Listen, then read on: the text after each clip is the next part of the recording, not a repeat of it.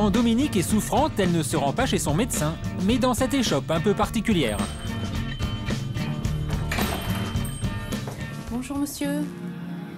À l'intérieur, des herbes, des plantes, des flacons de toutes sortes. Nous sommes dans une herboristerie chinoise.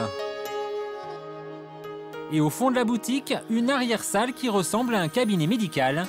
C'est ici que Van Huyen, l'herboriste, reçoit ses clients. Et vous allez le voir, sa méthode est assez surprenante. Donc là, ce que je vois, c'est que la couleur de la langue est légèrement rouge, un peu violacée.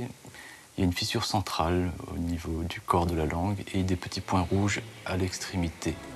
Cet herboriste travaille selon les principes de la médecine chinoise. Examen de la langue, du pouls. Pour lui, Dominique souffre d'un manque d'énergie. Il lui prescrit une formule à base de plantes. Alors donc ces plantes se présentent sous différentes formes. Soit par exemple sous forme de poudre de plantes concentrée, diluée dans un petit peu d'eau chaude. Soit sous forme de gélules. Ce sont des gélules végétales, plus pratiques à prendre. Soit sous forme beaucoup plus traditionnelle, donc sous forme de plantes séchées comme ça. Un remède à base de plantes séchées à 60 €, plus 70 € pour la consultation, non remboursée par la sécurité sociale. En France, cet aspect de la médecine chinoise n'est pas reconnu. Pourtant, en Chine, se soigner par les plantes est une pratique vieille de 3000 ans.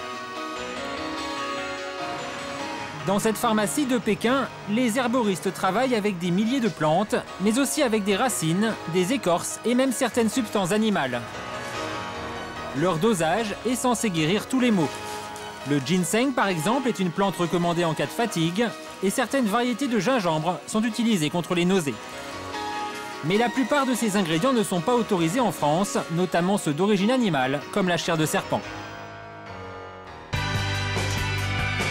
C'est au cours d'un séjour en Chine que Dominique a découvert cette médecine. Elle souffre de stress, insomnie, problèmes respiratoires, et jusqu'à présent, ses consultations chez un médecin généraliste n'ont rien donné. Le problème des médicaments que j'avais essayés, parce que j'ai pas d'un problème grave, mais ça donne pas de résultats satisfaisants. Ça revient régulièrement, le problème revient régulièrement. Alors pour en finir avec ses problèmes de santé, Dominique mise donc sur cette préparation à base de plantes qui se prépare comme une simple tisane. Après 3/4 d'heure d'infusion, le remède est prêt. Maintenant, on n'a plus qu'à déguster et puis au fil des semaines, je verrai l'effet que ça fait. Pendant 3 semaines, Dominique doit prendre ce traitement 3 fois par jour. Pour moi, c'est bon. C'est un goût que j'aime beaucoup. Je trouve ça très agréable. Aujourd'hui, la médecine chinoise a de plus en plus d'adeptes en France et certains médecins sont convaincus de son efficacité. C'est le cas de Michel, généraliste à Évreux. Elle a appris en France les bases de l'acupuncture et le propose à ses patients. C'est une thérapeutique supplémentaire par rapport à tous les médicaments. C'est une façon d'agir anodine puisqu'on n'a pas d'inconvénients. Et pour moi, c'est un plus extraordinaire. Aujourd'hui, elle a rendez-vous avec Antoine. Il a 36 ans, il vient pour sa 3e séance d'acupuncture et il attend beaucoup de la médecine chinoise. Aujourd'hui, je consulte pour un problème de poids. J'ai essayé plusieurs méthodes différentes qui n'ont pas marché. Monsieur, c'est à vous. Allez-y, tout de suite à gauche. Depuis sa première séance d'acupuncture il y a 1 mois, Antoine a déjà perdu 2 kilos, une grande première pour lui. Alors vous allez enlever votre manteau, votre pull, les chaussures et les chaussettes et vous allez aller vous allonger. En médecine chinoise, on considère que l'énergie circule dans des lignes imaginaires appelées méridiens, mais avec des points d'émergence au point d'acupuncture. Et tout le but de l'acupuncture, c'est de stimuler en plus ou en moins toute cette circulation d'énergie. Donc maintenant, on va pouvoir poser les aiguilles. Pour aider Antoine à maigrir, Michel pique les points liés au foie, au rein et au gros intestin. Des points situés parfois à des endroits assez incongrus. Le but, faciliter l'élimination et permettre à Antoine de modérer son appétit. On va finir la séance avec 2 points qui se trouvent à la base du crâne, là derrière, qui sont des points de détente. En tout, la séance dure 20 minutes. Alors l'acupuncture est-elle vraiment une méthode miracle pour maigrir? C'est ce que nous avons demandé à un médecin nutritionniste. Ça peut aider, effectivement, pour calmer la faim, ou pour être moins nerveux, ou pour les troubles digestifs. Et puis, ça évite de prendre des médicaments.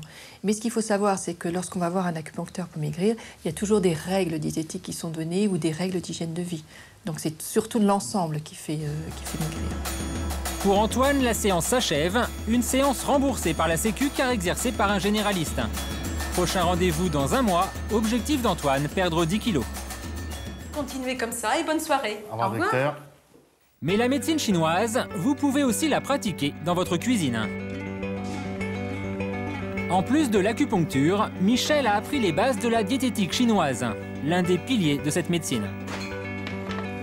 Ce soir, je vais vous faire un porc au chou chinois et au céleri branche. Alors, pourquoi ces aliments? Parce que nous sommes en hiver et que en hiver, les Chinois recommandent de manger des aliments moins salés, mais de saveur amère. Il faut commencer à émincer la viande, donc c'est du porc. De la viande de porc, réputée bonne pour le cœur. Mais aussi du céleri, car la diététique chinoise recommande d'utiliser des légumes de saison. Et ainsi, aucun ingrédient de la recette n'est choisi au hasard. Le chou chinois est réputé tonifier l'énergie du rein. Quelques morceaux de gingembre pour le tonus. Et même les épices utilisées ont leur légitimité. Alors, le curcuma a des vertus antioxydantes. En 30 minutes, Michel a donc concocté un plat de saison facile à faire et surtout réputé bon pour la santé. Là, l'émincé de porc aux petits légumes qui va tonifier l'énergie de l'hiver. Michel a convaincu son mari des bienfaits de sa cuisine. Désormais, chez ce couple de médecins français, tous les soirs, on mange chinois.